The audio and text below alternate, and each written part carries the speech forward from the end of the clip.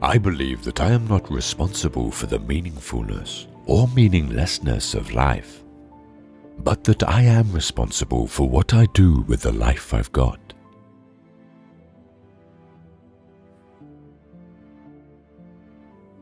When someone is seeking, said Siddhartha, it happens quite easily that he only sees the thing that he is seeking, that he is unable to find anything, unable to absorb anything, because he is only thinking of the thing he is seeking, because he has a goal, because he is obsessed with his goal.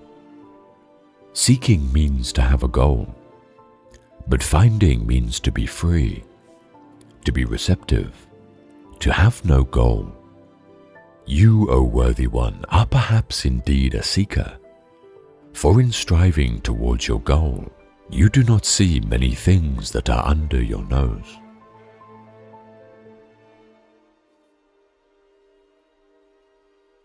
I have always believed, and I still believe, that whatever good or bad fortune may come our way, we can always give it meaning and transform it into something of value.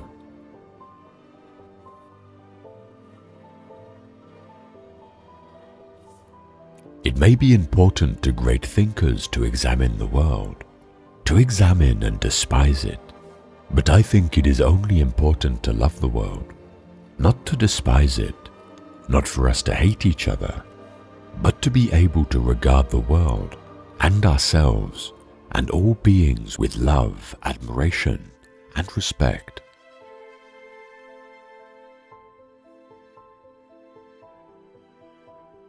Most people are like a falling leaf that drifts and turns in the air, flutters and falls to the ground. But a few others are like stars which travel one defined path. No wind reaches them.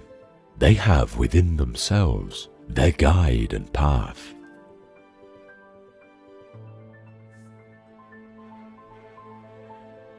Every man is more than just himself. He also represents the unique, the very special, and always significant and remarkable point at which the world's phenomena intersect, only once in this way, and never again. That is why every man's story is important, eternal, sacred. That is why every man, as long as he lives and fulfills the will of nature, is wondrous and worthy of consideration. In each individual the spirit has become flesh. In each man the creation suffers. Within each one a Redeemer is nailed to the cross.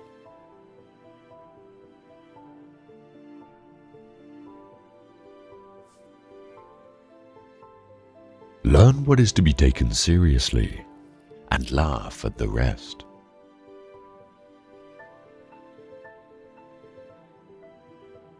If you hate a person, you hate something in him that is part of yourself. What isn't part of ourselves doesn't disturb us.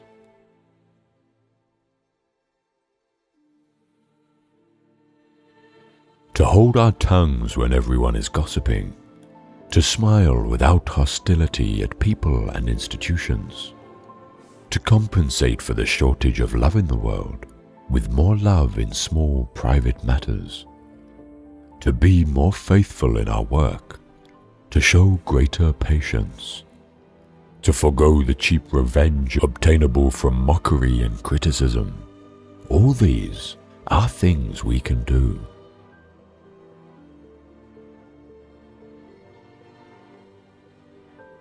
There is no reality except the one contained within us. That is why so many people live such an unreal life. They take the images outside of them for reality and never allow the world within to assert itself.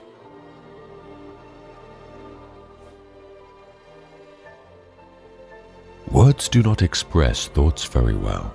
They always become a little different immediately after they are expressed, a little distorted, a little foolish.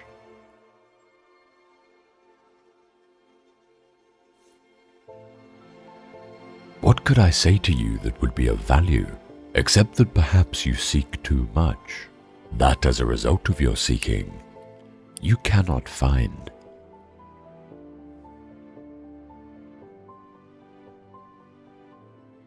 I have been and still am a seeker, but I have ceased to question stars and books.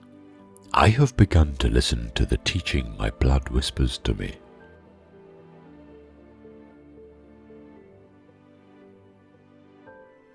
Some of us think holding on makes us strong, but sometimes it is letting go.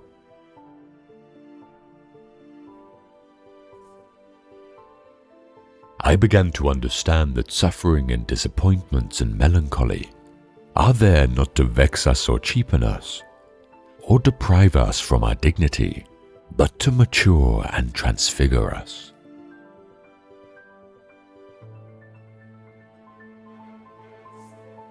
Wisdom cannot be imparted. Wisdom that a wise man attempts to impart always sounds like foolishness to someone else. Knowledge can be communicated, but not wisdom. One can find it, live it, do wonders through it, but one cannot communicate and teach it.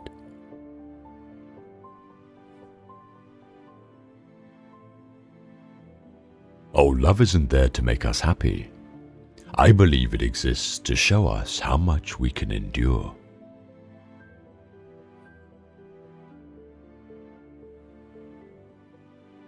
Those who are too lazy and comfortable to think for themselves and be their own judges obey laws. Others sense their own laws within them.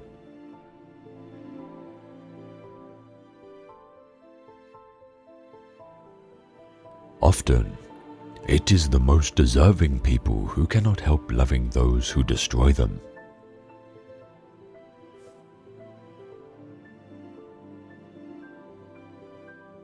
I learned through my body and soul that it was necessary to sin, that I needed lust, that I had to strive for property and experience nausea in the depths of despair in order to learn not to resist them, in order to learn to love the world, and no longer compare it with some kind of desired imaginary version of perfection, but to leave it as it is, to love it, and be glad to belong to it.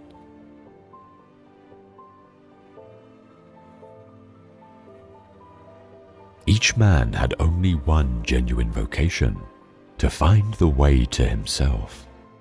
His task was to discover his own destiny, not an arbitrary one, and to live it out wholly and resolutely within himself.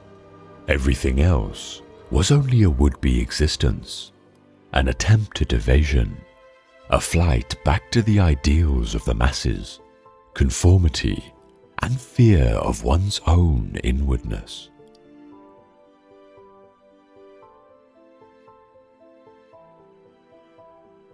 It is not for me to judge another man's life.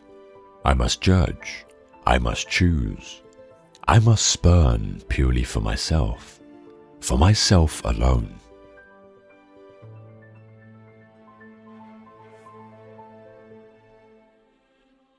We are sun and moon, dear friend. We are sea and land. It is not our purpose to become each other. It is to recognize each other, to learn to see the other and honor him for what he is, each the other's opposite and complement.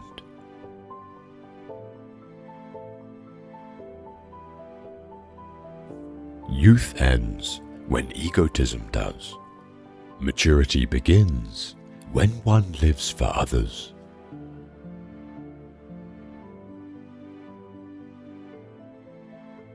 Whoever wants music instead of noise, joy instead of pleasure, soul instead of gold, creative work instead of business, passion instead of foolery, finds no home in this trivial world of ours.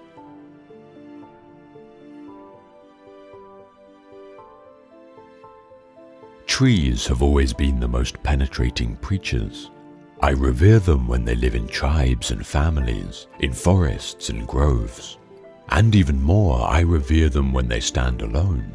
They are like lonely persons, not like hermits who have stolen away out of some weakness, but like great solitary men, like Beethoven and Nietzsche, In their highest boughs the world rustles. Their roots rest in infinity, but they do not lose themselves there. They struggle with all the force of their lives for one thing only, to fulfill themselves according to their own laws, to build up their own form, to represent themselves. Nothing is holier, nothing is more exemplary than a beautiful, strong tree. When a tree is cut down and reveals its naked death wound to the sun, one can read its whole history in the luminous inscribed disk of its trunk, in the rings of its years, its scars, all the struggle, all the suffering, all the sickness, all the happiness and prosperity stand truly written. The narrow years and the luxurious years, the attacks within, the storms endured, and every young farm boy knows that the hardest and noblest wood has the narrowest rings, that high on the mountains and in continuing danger, the most indestructible, the strongest, the ideal trees grow.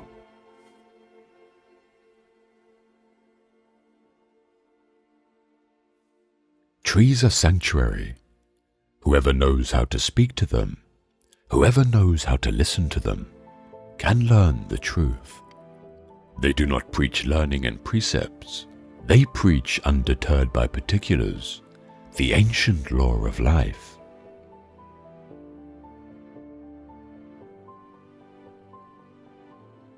A tree says, "A kernel is hidden in me, a spark, a thought. I am life from eternal life. The attempt and the risk that the Eternal Mother took with me is unique. Unique the form and veins of my skin. Unique the smallest play of leaves in my branches and the smallest scar on my bark. I was made the eternal in my smallest special detail."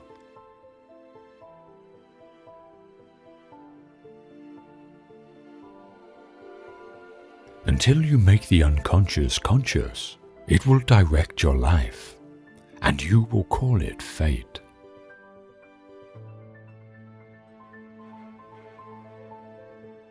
Your visions will become clear only when you can look into your own heart. Who looks outside dreams.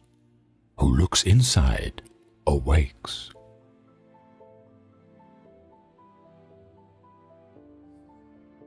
People will do anything, no matter how absurd, in order to avoid facing their own souls. One does not become enlightened by imagining figures of light, but by making the darkness conscious.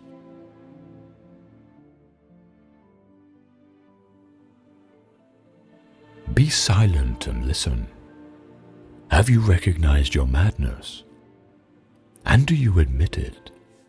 Have you noticed that all your foundations are completely mired in madness? Do you not want to recognize your madness and welcome it in a friendly manner? You wanted to accept everything, so accept madness too. Let the light of your madness shine, and it will suddenly dawn on you. Madness is not to be despised and not to be feared, but instead you should give it life. If you want to find paths, you should also not spurn madness, since it makes up such a great part of your nature. Be glad that you can recognize it, for you will thus avoid becoming its victim. Madness is a special form of the spirit and clings to all teachings and philosophies, but even more to daily life. Since life itself is full of craziness and at bottom, utterly illogical. Man strives towards reason only so that he can make rules for himself. Life itself has no rules. This is its mystery and its unknown law. What you call knowledge is an attempt to impose something comprehensible on life.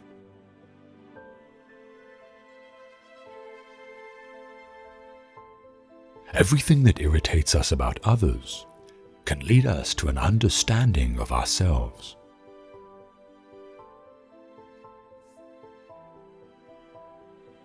I am not what happened to me. I am what I choose to become.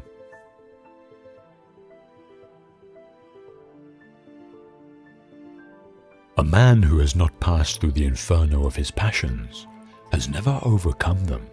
As far as we can discern, the sole purpose of human existence is to kindle a light in the darkness of mere being.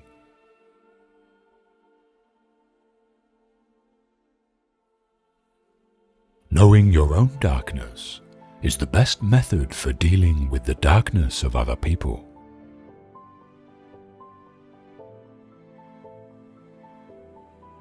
Loneliness does not come from having no people about one, but from being unable to communicate the things that seem important to oneself, or from holding certain views which others find inadmissible.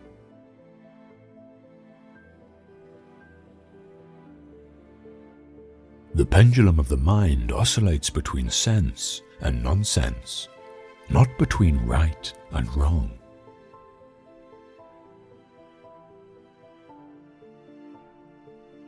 There are as many nights as days, and the one is just as long as the other in a year's course.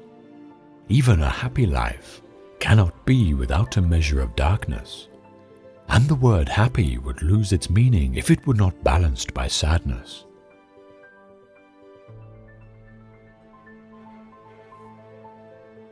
It all depends how we look at things, and not on how things are in themselves.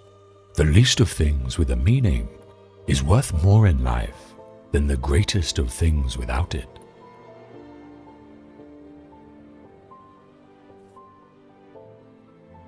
The first half of life is devoted to forming a healthy ego.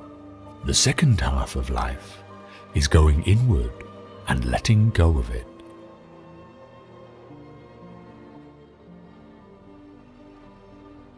Where love rules, there is no will to power, and where power predominates, love is lacking.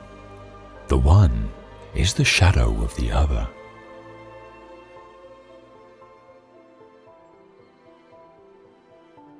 I am astonished, disappointed, pleased with myself. I am distressed, depressed, rapturous. I am all these things at once, and cannot add up the sum. I am incapable of determining ultimate worth or worthlessness. I have no judgment about myself and my life. There is nothing I am quite sure about. I have no definite convictions, not about anything really. I know only that I was born to exist, and it seems to me that I have been carried along. I exist on the foundation of something I do not know.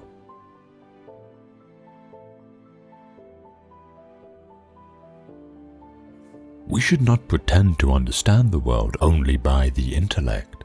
We apprehend it just as much by feeling. Therefore, the judgment of the intellect is at best only half of the truth, and must, if it be honest, also come to an understanding of its inadequacy.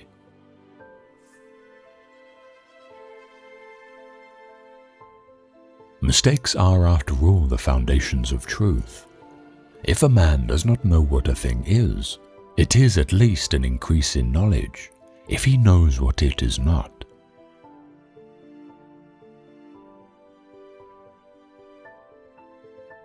No tree, it is said, can grow to heaven unless its roots reach down to hell.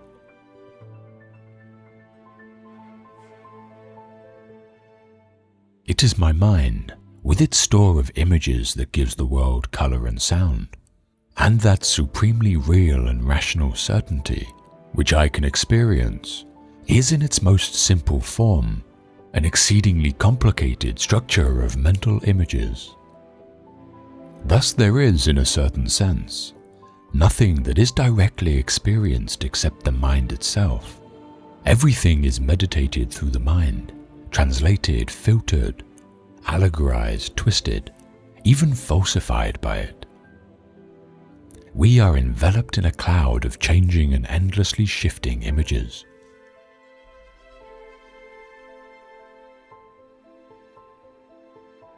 Every form of addiction is bad, no matter whether the narcotic be alcohol, morphine, or idealism.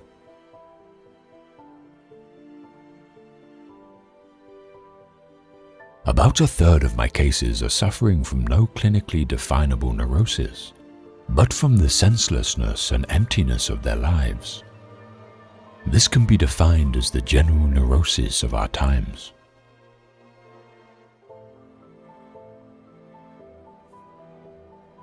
Midlife is the time to let go of our over-dominant ego and to contemplate the deeper significance of human existence.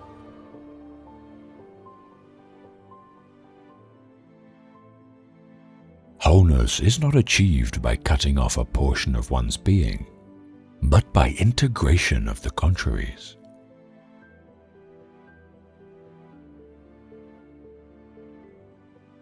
In all chaos, there is a cosmos. In all disorder, a secret order.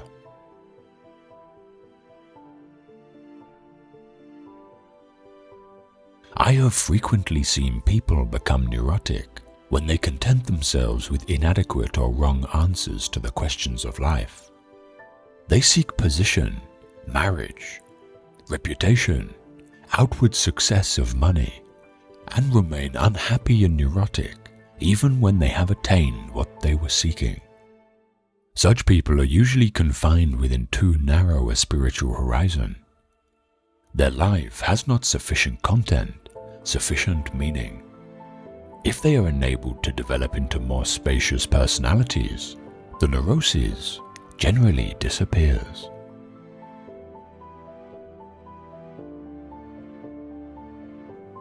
As a child, I felt myself to be alone, and I am still, because I know things, and must hint at things which others apparently know nothing of, and for the most part do not want to know.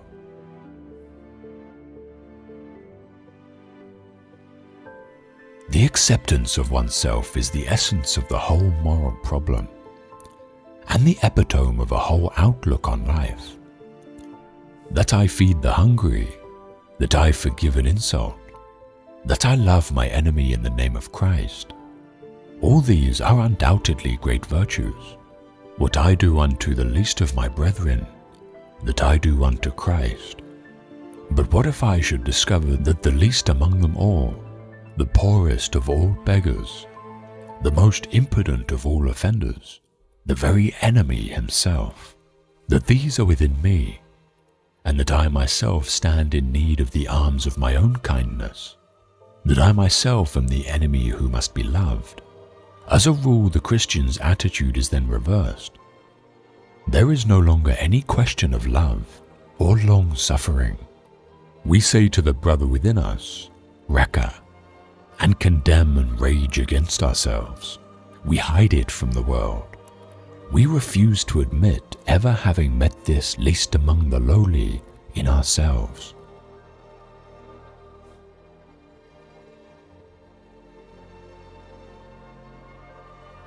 We are not rich by what we possess, but by what we can do without.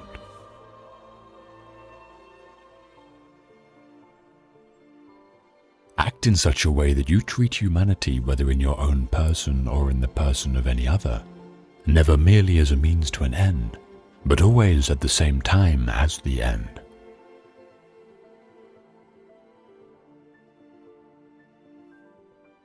All our knowledge begins with the senses, proceeds then to the understanding, and ends with reason.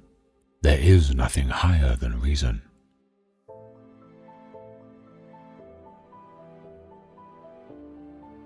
Seek not the favor of the multitude. It is seldom got by honest and lawful means. But seek the testimony of few, and number not voices, but weigh them.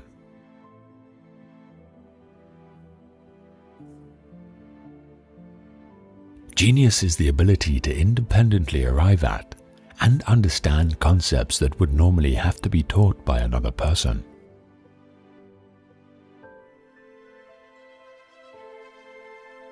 Enlightenment is man's emergence from his self-imposed immaturity. Immaturity is the inability to use one's understanding without guidance from another.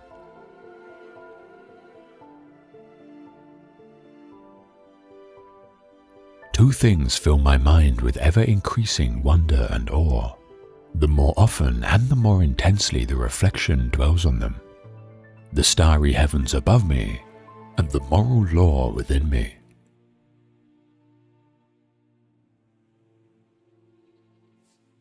Morality is not properly the doctrine of how we may make ourselves happy, but how we may make ourselves worthy of happiness.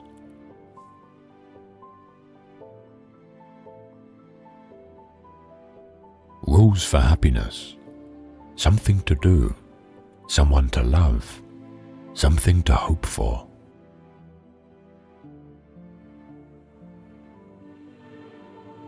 The people naturally adhere most to doctrines which demand the least self-exertion and the least use of their own reason, and which can best accommodate their duties to their inclinations.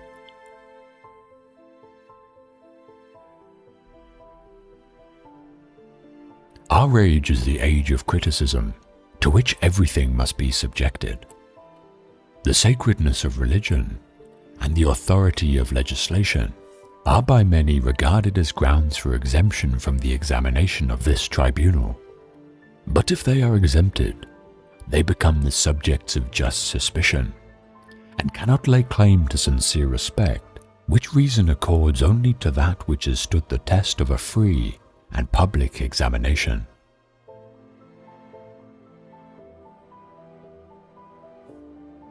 One who makes himself a worm cannot complain afterwards if people step on him.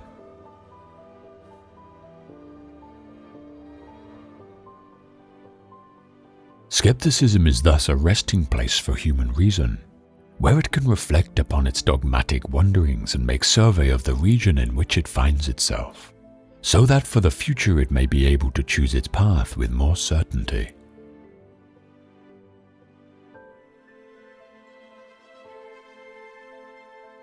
If the truth shall kill them, let them die.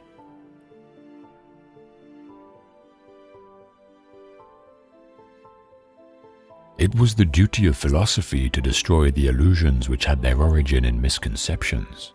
Whatever darling hopes and valued expectations may be ruined by its explanations.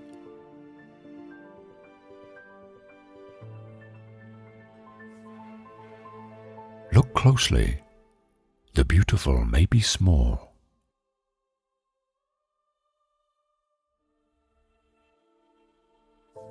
Innocence is a splendid thing, only it has the misfortune not to keep very well, and to be easily misled.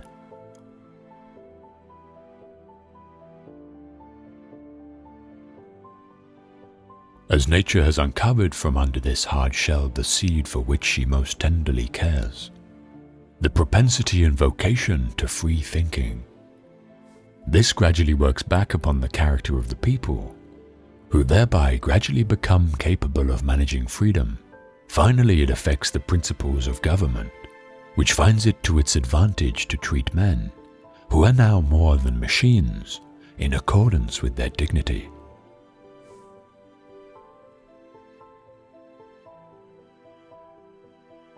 For peace to reign on earth, humans must evolve into new beings who have learned to see the whole first.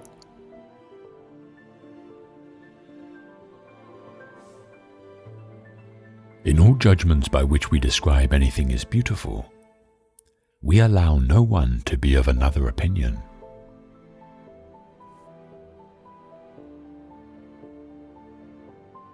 How then is perfection to be sought? Wherein lies our hope? In education and nothing else.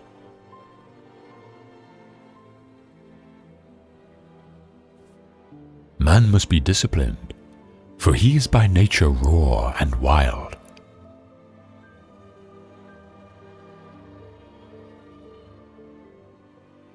Out of the crooked timber of humanity, no straight thing was ever made.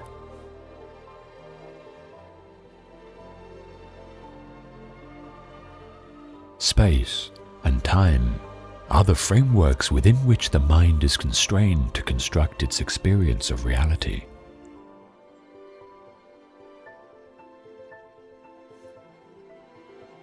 Thoughts without content are empty. Intuitions without concepts are blind.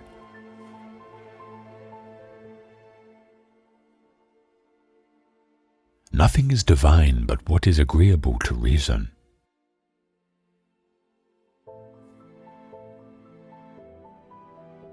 A man, abandoned by himself on a desert island, would adorn neither his hut nor his person, nor would he seek for flowers.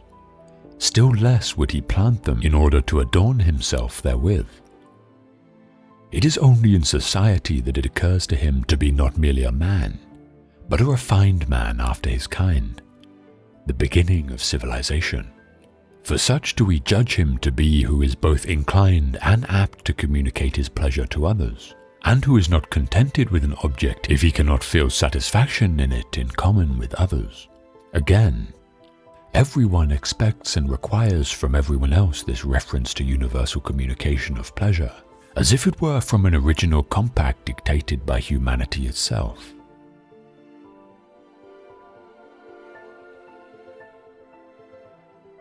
Whereas the beautiful is limited, the sublime is limitless, so that the mind in the presence of the sublime, attempting to imagine what it cannot, has pain in the failure, but pleasure in contemplating the immensity of the attempt.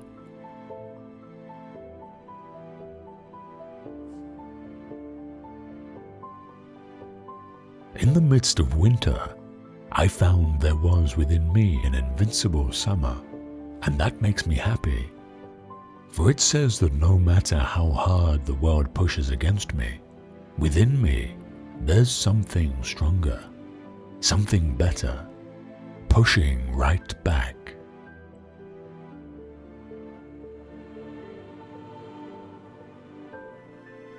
For years I've wanted to live according to everyone else's morals. I've forced myself to live like everyone else, to look like everyone else. I said what was necessary to join together, even when I felt separate. And after all of this, catastrophe came. Now I wander amid the debris. I am lawless, torn to pieces, alone and accepting to be so, resigned to my singularity and to my infirmities. And I must rebuild a truth, after having lived all my life in a sort of lie.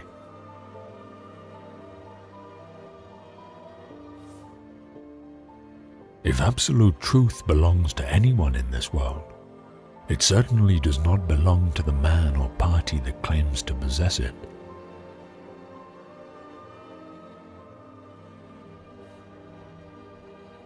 You will never be happy if you continue to search for what happiness consists of.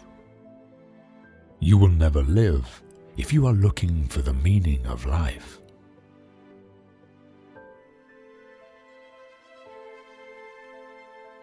Blessed are the hearts that can bend, they shall never be broken.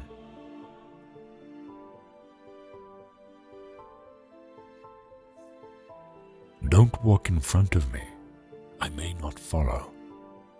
Don't walk behind me, I may not lead. Walk beside me, just be my friend.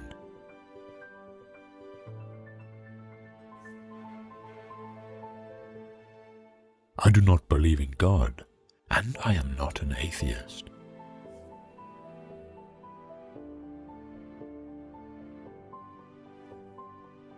There can be no question of holding forth on ethics. I have seen that people behave badly with great morality, and I note every day that integrity has no need of rules.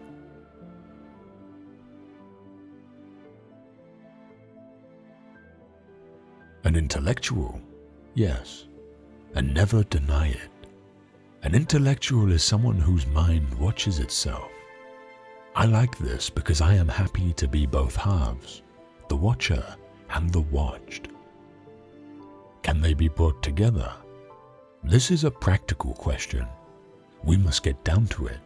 I despise intelligence really means I cannot bear my doubts.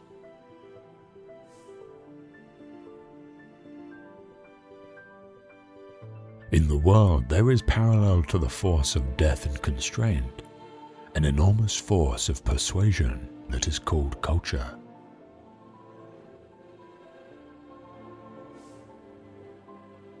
Nobody realizes that some people expend tremendous energy merely to be normal.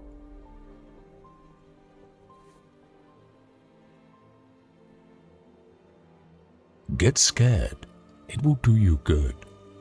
Smoke a bit, stare blankly at some ceilings, beat your head against some walls, refuse to see some people, paint and write.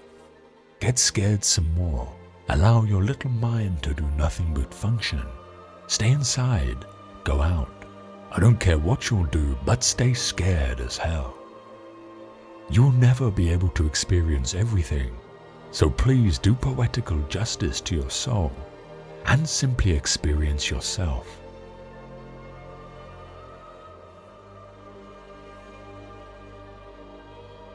When you have once seen the glow of happiness on the face of a beloved person, you know that a man can have no vocation but to awaken that light on the faces surrounding him.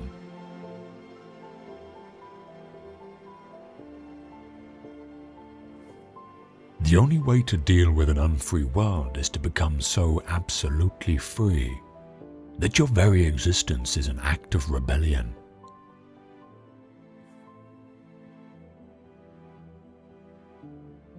A man wants to earn money in order to be happy, and his whole effort and the best of a life are devoted to the earning of that money.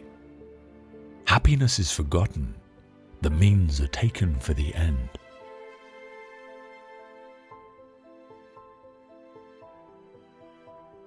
Find meaning, distinguish melancholy from sadness, go out for a walk.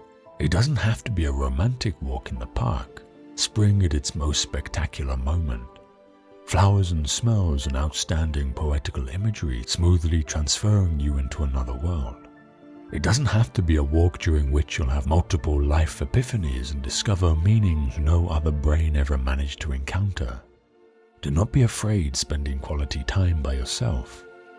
Find meaning or don't find meaning, but still some time and give it freely and exclusively to your own self.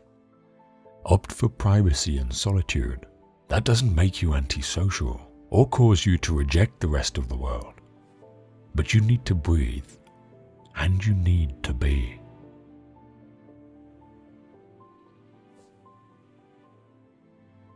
The evil in the world comes almost always from ignorance, and goodwill can cause as much damage as ill will if it is not enlightened.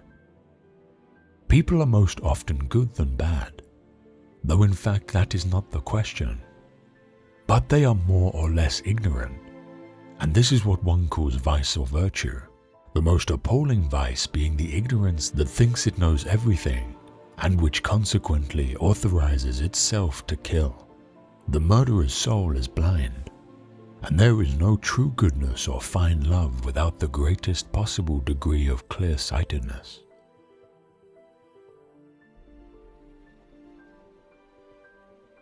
I continue to believe that this world has no ultimate meaning, but I know that something in it has a meaning, and that is man, because he is the only creature to insist on having one.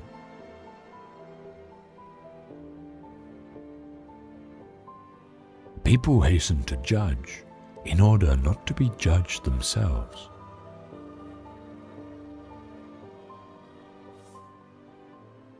In short, whoever does violence to truth or its expression eventually mutilates justice, even though he thinks he is serving it. From this point of view, we shall deny to the very end that oppresses true because it is revolutionary. It will be revolutionary only if it is true, and never otherwise.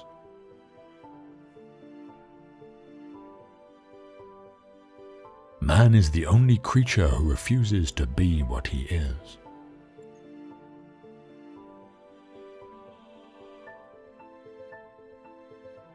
You're worried about getting things successfully done in order to attain some degree of self-worth. Your soul is for sale. You most likely deceive yourself in order to convince yourself. Letting go equals failing. Isn't that right? And you forget outstandingly well, don't you? You forget that it takes admirable courage, not only to try, but also to gracefully give up.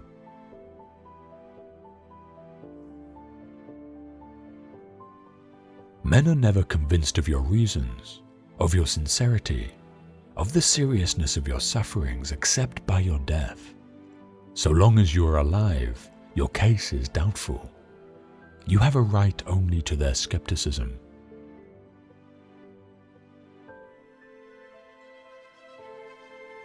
Beauty is unbearable, drives us to despair, offering us for a minute the glimpse of an eternity we should like to stretch out over the whole of time.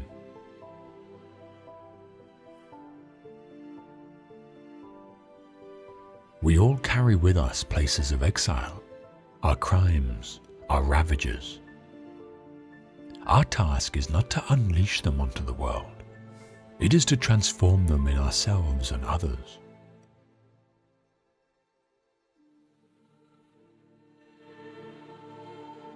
We rarely confide in those who are better than we. Rather, we are more inclined to flee their society. Most often, on the other hand, we confess to those who are like us and who share our weaknesses. Hence, we don't want to improve ourselves and be bettered, for we should first have to be judged in default. We merely wish to be pitied and encouraged in the course we have chosen. In short, we should like at the same time to cease being guilty and yet not to make the effort of cleansing ourselves.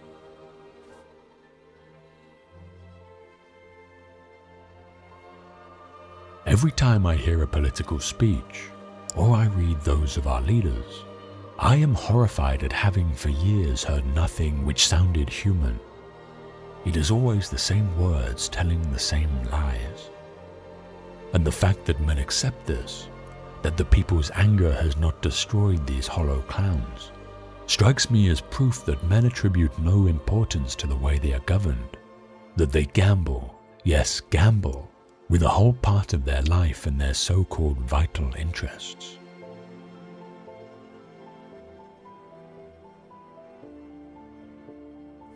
I see many people die because they judge that life is not worth living. I see others paradoxically getting killed for the ideas or illusions that give them a reason for living. What is called a reason for living is also an excellent reason for dying. I therefore conclude that the meaning of life is the most urgent of questions.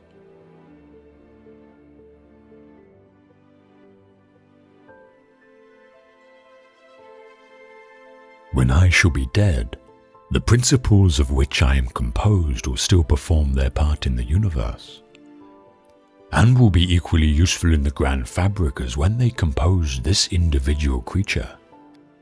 The difference to the whole will be no greater betwixt my being in a chamber and in the open air. The one change is of more importance to me than the other, but not more so to the universe.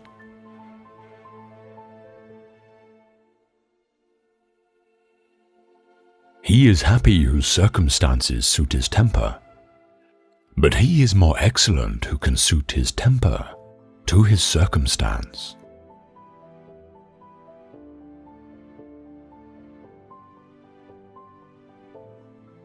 Beauty is no quality in things themselves.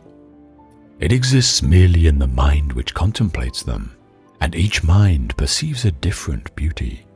One person may even perceive deformity, where another is sensible beauty, and each individual ought to acquiesce in his own sentiment without pretending to regulate those of others.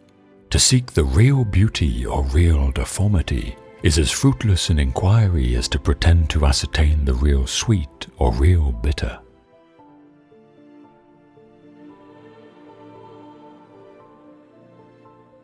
Be a philosopher, but amidst all of your philosophy, be still a man.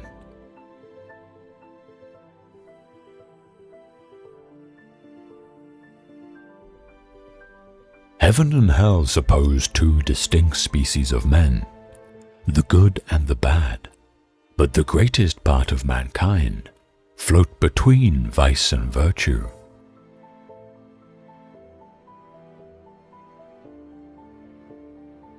Men's view of things are the result of their understanding alone. Their conduct is regulated by their understanding, their temper, and their passions.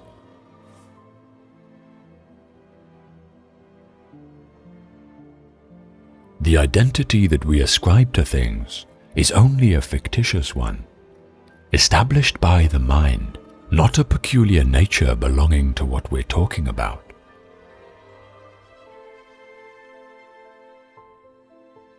Generally speaking, the errors in religion are dangerous. Those in philosophy, only ridiculous.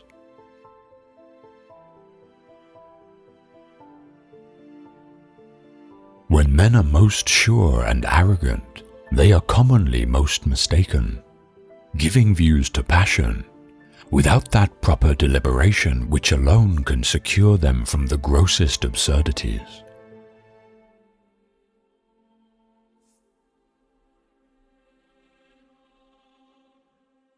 Epicurus's old questions are still unanswered.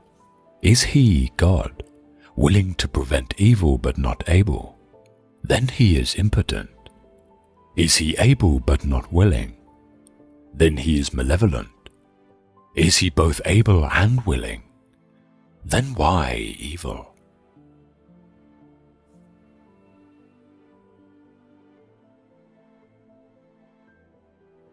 If we take in our hand any volume, of divinity or school metaphysics for instance, let us ask, does it contain any abstract reasoning concerning quantity or number? No. Does it contain any experimental reasoning concerning matter of fact and existence? No. Commit it then to flames, for it can contain nothing but sophistry and illusion.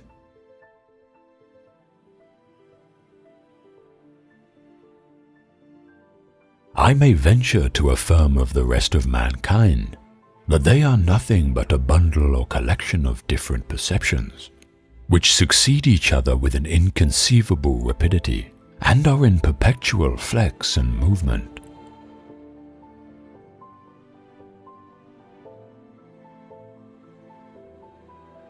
The sweetest and most inoffensive path of life leads through the avenues of science and learning, and whoever can either remove any obstructions in this way, or open up any new prospect, ought so far to be esteemed a benefactor to mankind.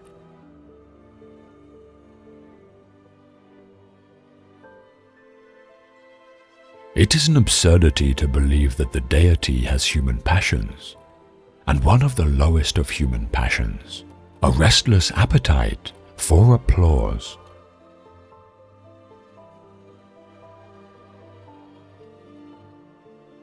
And while the body is confined to one planet, along which it creeps with pain and difficulty, the thought can in an instant transport us to the most distant regions of the universe, or even beyond the universe, into the unbound chaos, where nature is supposed to lie in total confusion.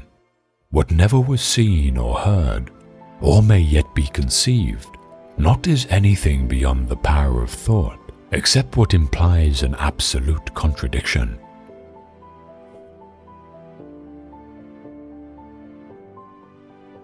All sentiment is right, because sentiment has a reference to nothing beyond itself, and is always real, wherever a man is conscious of it. But all determinations of the understanding are not right, because they have a reference to something beyond themselves, to wit, real matter of fact, and are not always conformable to that standard.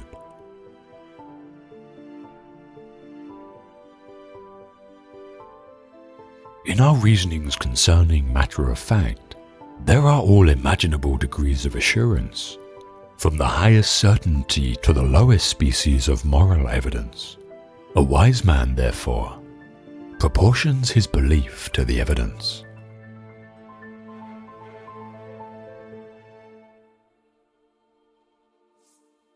Does a man of sense run after every silly tale of hobgoblins or fairies, and canvass particularly the evidence?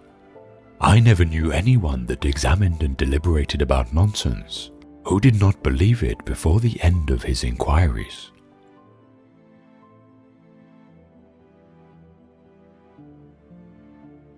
We make allowance for a certain degree of selfishness in men, because we know it to be inseparable from human nature and inherent in our frame and constitution. By this reflection we correct those sentiments of blame, which so naturally arise upon any opposition.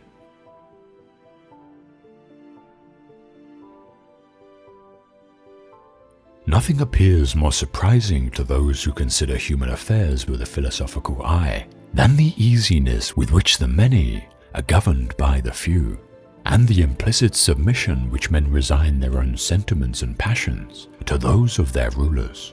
When we inquire by what means this wonder is effected, we shall find that as force is always on the side of the governed, the governors have nothing to support them but opinion. It is therefore on opinion only that government is founded, and this maxim extends to the most despotic and most military governments, as well as to the most free and most popular.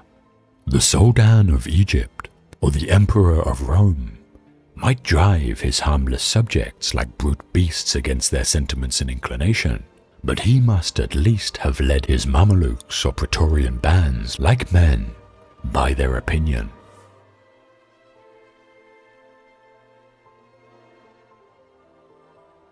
For my part, when I enter most intimately into what I call myself, I always stumble onto some particular perception or other, of heat or cold, light or shade, love or hatred, pain or pleasure. I never can catch myself at any time without a perception, and never can observe anything but the perception. If anyone, upon serious and unprejudiced reflection, thinks he has a different notion of himself, I must confess I can reason no longer with him. All I can allow him is that he may be in the right as well as I, and that we are essentially different in this particular. He may perhaps perceive something simple and continued which he calls himself, though I am certain there is no such principle in me.